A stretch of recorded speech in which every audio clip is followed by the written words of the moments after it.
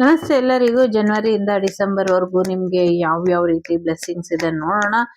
So ಮೊದಲನೇದು ಜನವರಿ ಮಂತಿಗೆ ಏನಿದೆ ನೋಡೋಣ. ಜನವರಿ ಮಂತಲ್ಲಿ ನಿಮಗೆ ಮ್ಯಾಜಿಕಲ್ ರೀತಿ ಲೈಫ್ ಚೇಂಜ್ ಆಗತ್ತೆ ಅನ್ನುವಂಥದ್ದು ಬಂದಿದೆ. ಎರಡನೇ ತಿಂಗಳು ಫೆಬ್ರವರಿಲಿ ನಿಮಗೆ ಒಂದು ಕ್ರಿಯೇಟಿವ್ ಥಿಂಕಿಂಗ್ ಅನ್ನ ಮಾಡ್ತೀರಾ, ಆರ್ಟ್ ಫೀಲ್ಡ್ ಅಲ್ಲಿ ಹೆಚ್ಚಿನ ಯಶಸ್ಸು ಬರುತ್ತೆ ಅನ್ನುವಂಥದ್ದು ಇದೆ.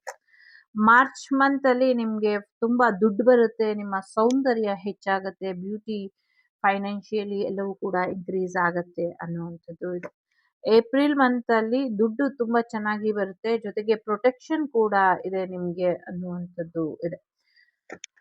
ಮೇ ಮಂತ್ ಅಲ್ಲಿ ನಿಮ್ಗೆ ಆರೋಗ್ಯದಲ್ಲಿ ಚೇತರಿಕೆ ಬರುತ್ತೆ ಅನ್ನುವಂಥದ್ದು ಕೂಡ ಇದೆ.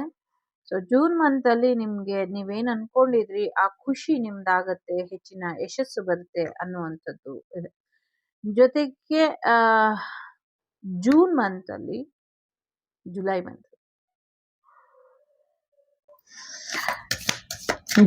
ಮಂತ್ ಅಲ್ಲಿ ನಿಮ್ಗೆ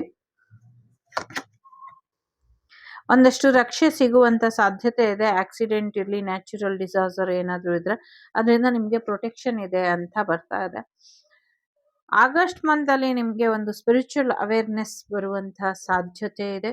ಸೊ ಎಸ್, ಸೆಪ್ಟೆಂಬರ್ ಮಂತ್ ಅಲ್ಲಿ ನಿಮ್ಗೆ ಏನೇನ್ ತೊಂದರೆ ಮಾಡಿದ್ರು ಶತ್ರುಗಳು, ನಿಮ್ ಬಗ್ಗೆ ಯಾರು ಗಾಸಿಪ್ ಮಾಡಿದ್ರು ಅವರಿಗೆ ತಕ್ಕ ಶಾಸ್ತಿ ಆಗತ್ತೆ ಅನ್ನುವಂಥದ್ದು ಕೂಡ ಇದೆ.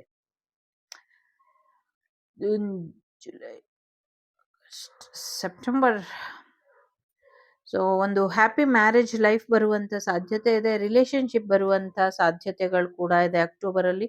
ತುಂಬಾ ಚೆನ್ನಾಗಿ ಒಂದು ಮ್ಯಾರೇಜ್ ಲೈಫ್ ನ ಎಂಜಾಯ್ ಮಾಡ್ತೀರಾ ಅನ್ನುವಂಥದ್ದು ಕೂಡ ಇದೆ. ನವೆಂಬರ್ ಅಲ್ಲಿ ನಿಮ್ಗೆ ಒಂದು ಟೀಚರ್ ಕೆಲಸ ಸಿಗುವಂತ ಸಾಧ್ಯತೆ ಇದೆ, ಸಾಕಷ್ಟು ಕಲಿತೀರಾ ಅನ್ನುವಂಥದ್ದು ಕೂಡ ಇದೆ. ಡಿಸೆಂಬರ್ ಮಂತ್ ಅಲ್ಲಿ ನಿಮ್ಗೆ ಗುಡ್ ಲಕ್ ಬರುವಂತ ಸಾಧ್ಯತೆಗಳು ಹೆಚ್ಚಾಗಿ ಇದೆ.